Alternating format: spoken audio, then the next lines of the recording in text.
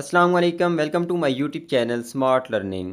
आज की वीडियो में एक क्विज़ होगा टाइप ऑफ सेंटेंसेस के मतलब, जो बाय स्ट्रक्चर टाइप होती हैं सेंटेंसेस की, जैसे कि सिंपल सेंटेंस, कंपाउंड सेंटेंस, इसके अलावा कम्प्लेक्स सेंटेंस और एक और होती है कंपाउंड कम्प्लेक्स सेंटेंस। तो पहले तो आपको उनके कंसेप्ट होने चाहिए।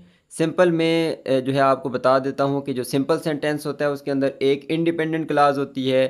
जो कंपाउंड सेंटेंस होता है उसके अंदर कम से कम दो इंडिपेंडेंट क्लासेस होती हैं। ठीक है, तीन भी हो सकती हैं, चार भी हो सकती हैं, लेकिन सारी इंडिपेंडेंट क्लासेस होनी चाहिए। और वो जो आपस में मिली हुई हों तो वो किसी जो है वो कोऑर्डिनेट कंजंक्शन से मिली हों, या किसी सेमी कॉलन से, या डैश से, तीनों में से किसी एक से भी मिली हो सकती हैं। जो कम्प्लेक्स सेंटेंस है उसके अंदर कम से कम एक इंडिपेंडेंट क्लास और एक डिपेंडेंट क्लास होनी चाहिए। ठीक है, अगर दो डिपेंडेंट क्लासेस हैं तो फिर भी ठीक है, वो कम्प्लेक्स सेंटेंस ही होगा। लेकिन अगर एक डिपेंडेंट क्लास है और दो इंडिपेंडेंट क्लासेस हैं तो वो फिर कंपाउंड कम्प्लेक्स सेंटेंस बन जाएगा। चलें जी, अब मैंने सिंपल रिव्यू तो आपको दे दिया है। अब स्टार्ट करते हैं क्विज़ को। पहला क्वेश्चन है हमारे पास, which of the following is a simple sentence. तो इनमें से कौन सा सेंटेंस जो है वो सिंपल है। अगर इसकी बात करें तो आल्दो द सन सेट, ठीक है, ये हमारे पास डिपेंडेंट क्लाज है, तो मतलब कि ये हमारे पास सिंपल सेंटेंस नहीं है। वॉकिंग थ्रू द फॉरेस्ट, अच्छा यहाँ पे देखें, the sun set and the birds return home, तो ये एक इंडिपेंडेंट क्लास है, ये दूसरी इंडिपेंडेंट क्लास है, दरमियान में कंजंक्शन आया हुआ कोऑर्डिनेट। तो ये कंपाउंड सेंटेंस है, ये कम्प्लेक्स सेंटेंस है।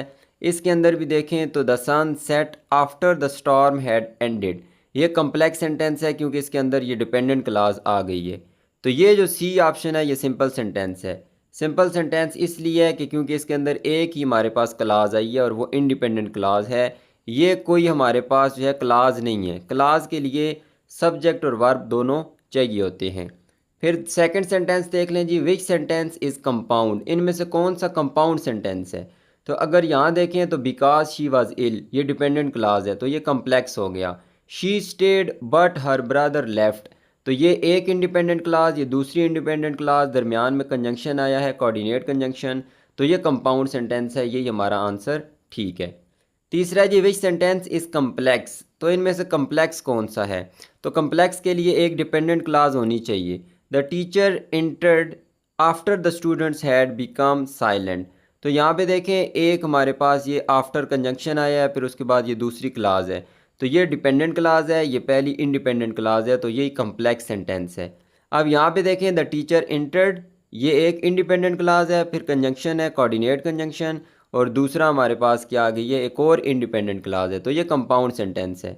और ये हमारे पास कम्प्लेक्स सेंटेंस है जिसमें एक इंडिपेंडेंट और दूसरी डिपेंडेंट क्लास आई है।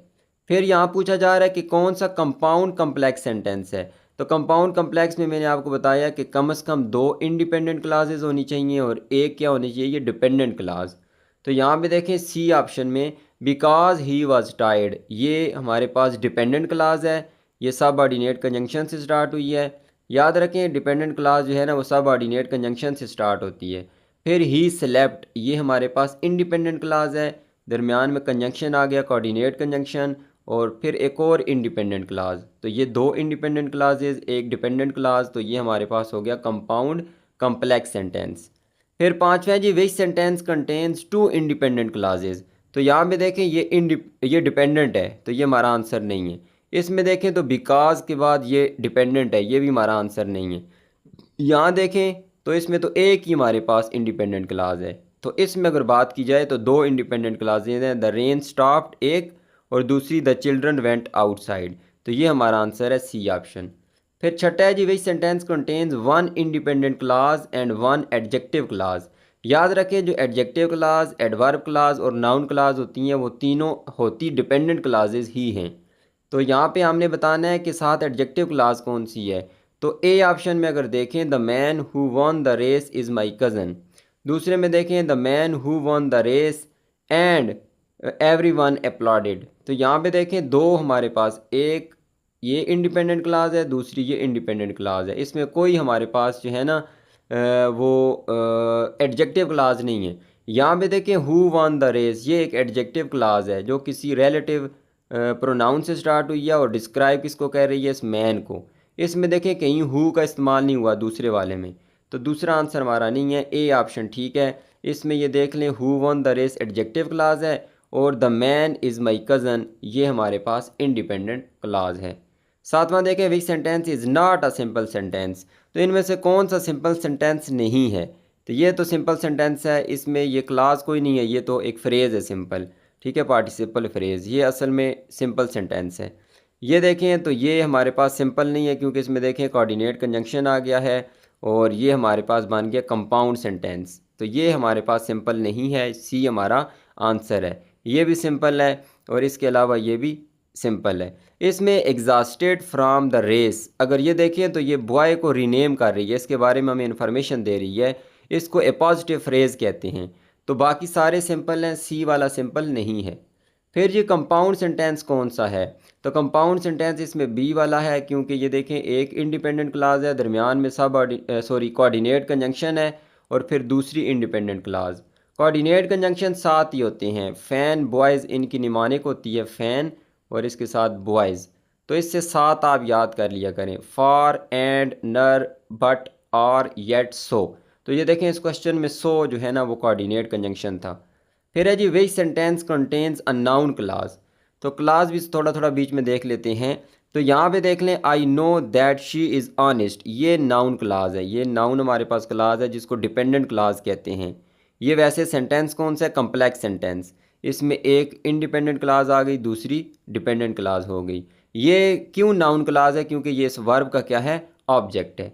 फिर जी, which sentence is simple despite having a long phrase, हालांकि उसकी फ्रेज़ बहुत बड़ी है लेकिन है फिर भी वो सिंपल। अब पहले की बात करें, the student studying in the library, ये पूरा जो है ना स्टडिंग इन द लाइब्रेरी यहाँ तक ये एक सब्जेक्ट है, ठीक है। रिमेन्ड साइलेंट, तो ये पूरा सब्जेक्ट था और एक ही वर्ब है, एक ही सब्जेक्ट है, तो ये हमारे पास सिंपल सेंटेंस है, ए ऑप्शन।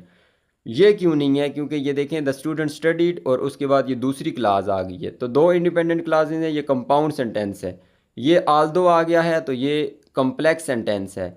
इसके अलावा बिकॉज ये डिपेंडेंट क्लास है तो ये भी कम्प्लेक्स है, तो ए ऑप्शन हमारा ठीक है। फिर उसके बाद देख लेते हैं जी, 11वीं sentence contains an adverb clause. तो एडवर्ब क्लाज जो हमारे पास क्या होगी? सब ऑर्डिनेट क्लाज होगी। तो यहाँ पे देखें, the book that I Barad, ये तो एक एडजेक्टिव क्लाज है, ये हमारा आंसर नहीं है, क्योंकि ये बुक को जो है ना डिस्क्राइब कर रही है। We stayed indoors because it was raining, तो एडवर्ब क्लाज में हमें आंसर मिलता है when, where, why, to what extent का। तो यहाँ पे वाई का आंसर मिल रहा है कि why did we stay indoor because it was raining. तो ये हमारे पास एडवर्ब क्लाज है इस जुमले में। फिर I believe that he is right, ये नाउन क्लाज है और अगले में तो एक ही सिंपल, ये एक ही क्लास है, इंडिपेंडेंट क्लास। फिर जी हमारे पास 12वां क्वेश्चन है, विच सेंटेंस इज कंपाउंड कम्प्लेक्स। तो वही बात है, कंपाउंड कम्प्लेक्स में दो इंडिपेंडेंट क्लासेज और एक डिपेंडेंट क्लास होनी चाहिए। ये डिपेंडेंट हो गई, ये दूसरी यहाँ तक इंडिपेंडेंट हो गई, फिर कंजंक्शन हो गया और फिर एक और इंडिपेंडेंट हो गई, ए ऑप्शन ठीक है। फिर 13 नंबर है जी, which sentence has only one finite verb. इसमें देखें तो कंप्लीटेड फाइनाइट वर्ब मैंने पिछली वीडियो में भी बताया था कि जिनकी फॉर्म्स चेंज हो सकती हैं, मतलब कि वर्ब है उसकी प्रेजेंट फॉर्म फिर पास्ट फॉर्म बन सकती है, या सब्जेक्ट जब चेंज होता है तो वो उसके साथ कभी एस लगेगा कभी ई एस लगेगा, तो सब्जेक्ट की नंबरिंग चेंज होगी तो आगे उसकी जो है ना वो उसमें भी तब्दीली आएगी। मतलब कि शी के साथ अगर हम सिंगुलर वर्ब लगाते हैं तो दे के साथ क्या लगाएंगे? प्लूरल वर्ब लगा देंगे। तो ऐसे वर्ब्स को कहते हैं फाइनाइट वर्ब। तो एक फाइनाइट वर्ब किस में है? तो इसमें देखें एक कंप्लीटेड आया है, ये फाइनाइट वर्ब है हमारे पास। इसमें देख लें तो कंप्लीटेड और सबमिटेड दो आगे हैं, इसमें कंप्लीटेड और रिवाइज्ड दो आगे हैं। फिर इसमें देखें कंप्लीटेड एंड सबमिटेड और इसके बाद ये भी रिवाइज तीन आगे हैं। तो ये एक वाइड स्टेटमेंट है जिसके अंदर हमारे पास क्या आ गया है जी? एक फाइनाइट वर्ब आया है। अगर इसकी बात करें तो लीविंग, ये तो एक जेरेंड है, तो ये तो वर्ब तो नहीं है, जेरेंड तो किसका काम करता है? नाउन का काम करता है। फिर जी 14 नंबर है, विच of the following is a simple sentence. तो बिकॉज आ गया है, ये तो हमारे पास एक डिपेंडेंट क्लास है, कम्प्लेक्स सेंटेंस हो गया। ये अगर बात करें तो ये कंपाउंड सेंटेंस हो गया। ये हमारे पास जुमला जो है ये सिंपल सेंटेंस है, ये हमारे पास कम्प्लेक्स सेंटेंस है, तो सी ऑप्शन ठीक है। फिर 15वां है जी, which sentence contains an adjective clause. तो इसमें देखें adjective clause, I met the woman whose son is a pilot. तो ये एडजेक्टिव क्लास है, किसी रिलेटिव प्रोनाउन से स्टार्ट हुई है और किसको डिस्क्राइब कर रही है, वुमेन को। बाकी कोई एडजेक्टिव क्लास वाला जुमला नहीं है। वही सेंटेंस इज़ कंपाउंड, तो ये देखें, he studied hard yet he failed. तो येट मैंने जैसे आपको बताया था फैन बॉयज़ में वाई से येट बनता है, तो ये दो इंडिपेंडेंट क्लासेस से मिला हुआ है। 17वां जी, वही sentence contains both N adjective class and an adverb class. कौन सा सेंटेंस है जिसमें एडजेक्टिव क्लास भी मौजूद है और एडवर्ब क्लास भी मौजूद है। तो इसमें देखें, अगर the player who scored the goal, who scored the goal इस प्लेयर को डिस्क्राइब कर रही है, तो ये एडजेक्टिव क्लास है। फिर देखें व्हेन द मैच एंडेड, तो जब हमें आंसर मिलता है व्हेन वेयर वाई का, तो यहाँ व्हेन का आंसर मिल रहा है। ये पूरी क्लास है, सब ऑर्डिनेट कंजंक्शन से स्टार्ट हुई है, सब्जेक्ट भी है, वर्ब भी है। तो इसमें हमारे पास एडजेक्टिव क्लास भी आ गई है और एडवर्ब क्लास भी आ गई है। 18 नंबर है जी, which sentence is compound complex. तो वही बात है, कंपाउंड कम्प्लेक्स में एक ये डिपेंडेंट क्लास हो गई, दूसरी इंडिपेंडेंट और एक और इंडिपेंडेंट हो गई, तो ये है कंपाउंड कम्प्लेक्स। 19 नंबर है जी, which of the following is a simple sentence. इनमें सिंपल कौन सा है जी, हैविंग फिनिश्ड हिज होमवर्क। तो ये सिंपल है क्योंकि ये कोई क्लास नहीं है, ये हमारे पास एक फ्रेज़ है, पार्टिसिपल फ्रेज़ है। सिंपल क्लास ये है, तो ये हमारे पास सिंपल सेंटेंस है क्योंकि इसमें एक ही इंडिपेंडेंट क्लास है।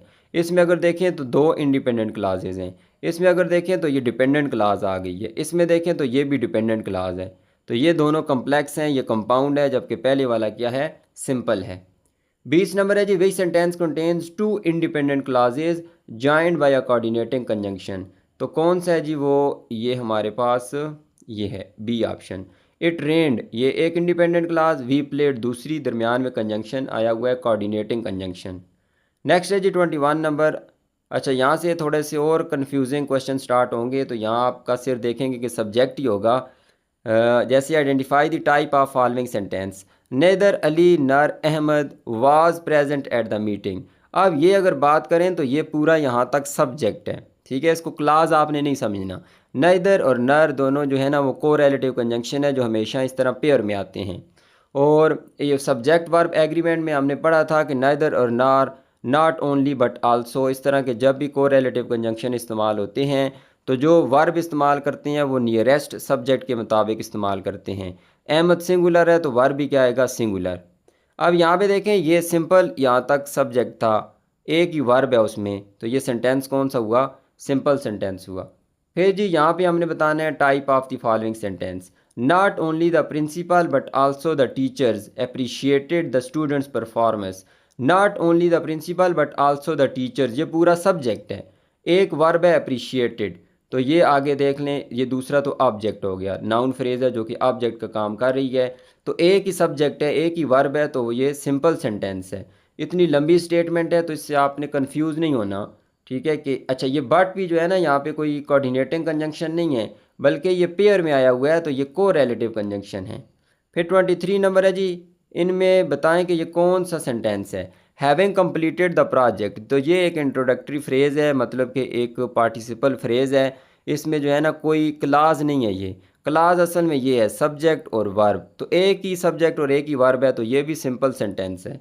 फिर है identify the type of the following sentence, the scientist discovered the formula, एक सब्जेक्ट एक वर्ब, फिर दूसरा सब्जेक्ट दूसरा वर्ब, दरमियान में कोऑर्डिनेटिंग कंजंक्शन, तो दो इंडिपेंडेंट क्लासेज हैं, तो ये कंपाउंड सेंटेंस हो गया। अच्छा याद रखें, कंपाउंड सेंटेंस में सारी इंडिपेंडेंट क्लासेज होनी चाहिए, कम से कम दो, तीन भी हो सकती हैं, चार भी हो सकती हैं।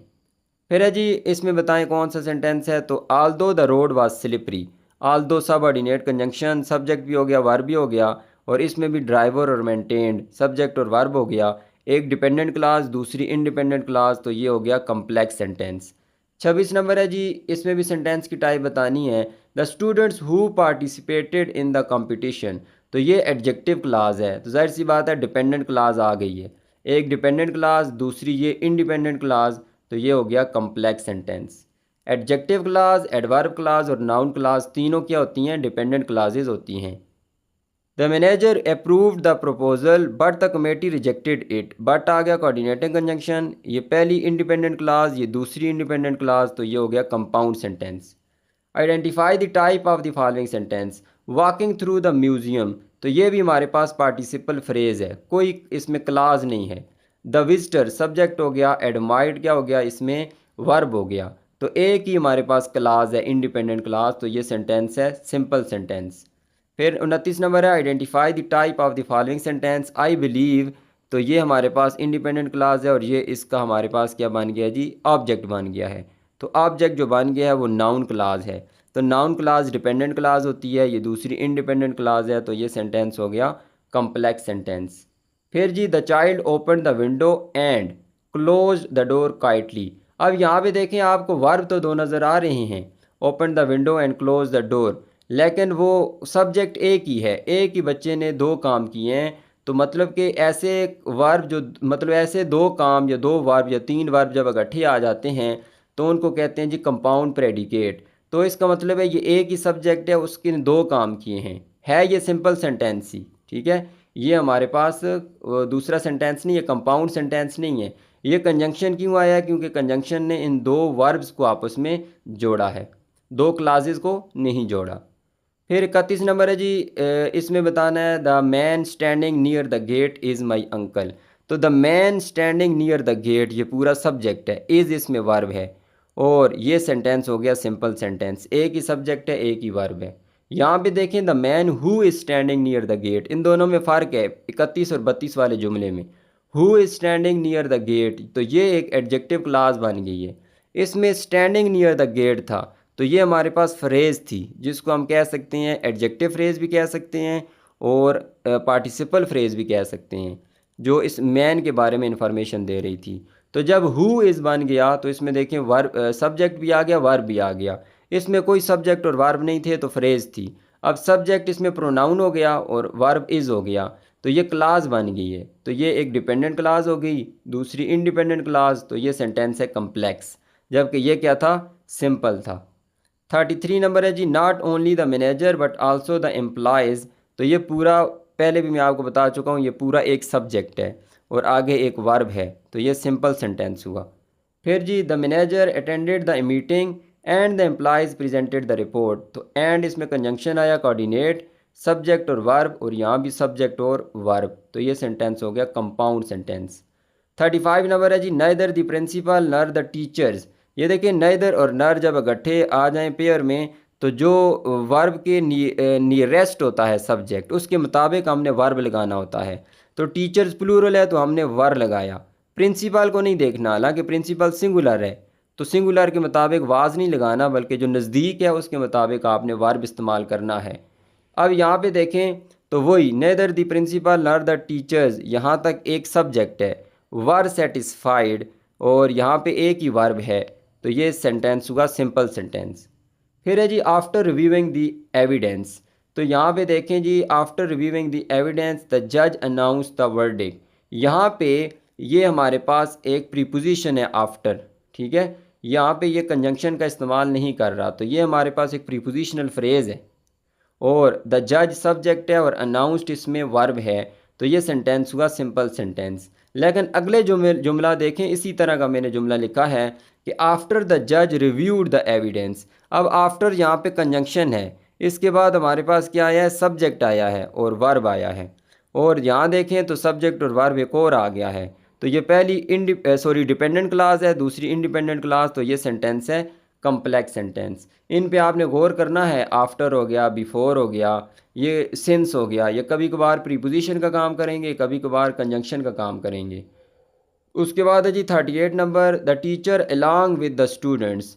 तो ये the teacher along with the students ये पूरा एक सब्जेक्ट है और इसका अटेंडेड वर्ब है, ठीक है। तो ये जाहिर सी बात है एक सब्जेक्ट और एक वर्ब क्या हुआ, सिंपल सेंटेंस हुआ। 39 सेकंड लास्ट है हमारे पास I know that honesty always pays. तो ये हमारे पास नाउन क्लास है, इसका ऑब्जेक्ट है, तो एक डिपेंडेंट क्लास हो गई, दूसरी इंडिपेंडेंट, तो कम्प्लेक्स सेंटेंस हो गया। लास्ट क्वेश्चन है जी the committee approved the proposal. तो ये कमेटी सब्जेक्ट, अप्रूव्ड वर्ब हो गया, येट इसमें कोऑर्डिनेटिंग कंजंक्शन है, फिर एक और सब्जेक्ट हो गया और वर्ब हो गया, तो ये सेंटेंस हो गया कंपाउंड सेंटेंस। तो यहाँ तक हमारा क्विज़ था जी, 40 क्वेश्चन मैंने अटैम्प्ट किए हैं। अब उम्मीद करता हूँ कि आपको इसमें कोई कन्फ्यूजन नहीं होगी और काफ़ी कुछ चीज़ें भी आपने इससे सीखी होंगी। वीडियो अच्छी लगी है तो इसको लाइक कर दें, चैनल को सब्सक्राइब कर दें। अल्लाह हाफिज़।